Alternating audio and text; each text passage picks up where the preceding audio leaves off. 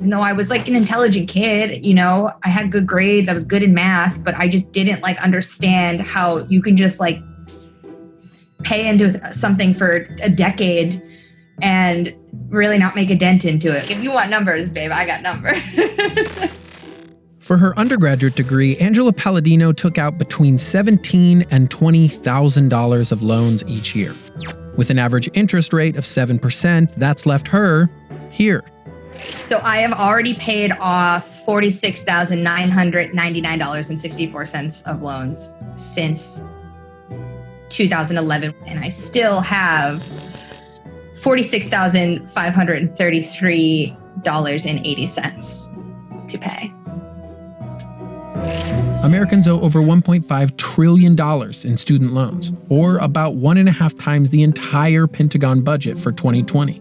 And with roughly 20% of people defaulting within 5 years, those loans could end up making it harder or even impossible for people to get banks to give them money for things like cars or houses.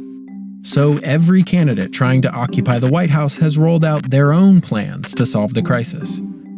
But none of them are talking about the source. Why are students willing to take on massive amounts of debt? I didn't understand interest rates in high school.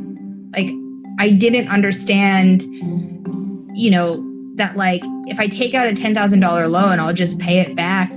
No big deal.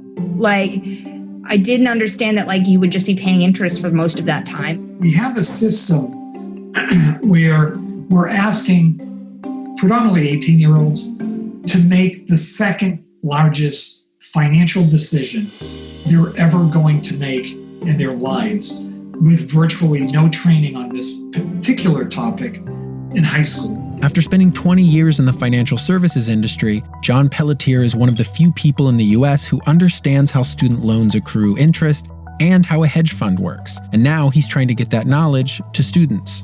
It's amazing how much time we spend at these colleges on doing the right thing from a social justice perspective, but we don't make sure these kids know how student loans work.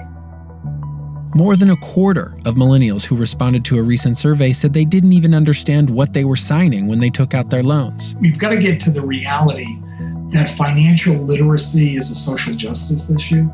Pelletier's Center for Financial Literacy is advocating states require high schools to teach that a CD isn't just how old people listen to music, and an ETF isn't just slang on a dating app. My number one thing that I think everyone needs to understand is how credit scores work and where to find your credit score. They're tied to the interest rate on your home. So again, two people could buy, identical condos in the same building and get loans and pay different prices because the interest rates are different on their identical 30-year loans. But right now, only 5 states have these requirements. And teachers say semester-long courses just scratch the surface, and only some kids take electives that go further. Several years back now, I was teaching the gifted program at a district here. And we did do the stock market game, and the kids were so excited about it. The game lets kids invest imaginary money in real stocks to learn how to pick solid investments and track their growth. I learned a lot. They learned a lot. But it was with the gifted class, and I was thinking, why all kids should know this. When I was exposed to it, it was as a teacher, and I was exposing only those kids in my gifted program. And that bothered me then, and it still bothers me now. I mean, this is good information for all kids. Most other states that require financial literacy classes let districts decide how to fulfill it, and they sometimes offer just a single elective or a few days in a social studies class. What type of high school is more likely to require personal finance as a high school graduation requirement when they don't have to? A rich one or a poor one? Not surprisingly, it's the rich ones. Kids are half as likely to be required to take a financial literacy class if they go to a low-income school.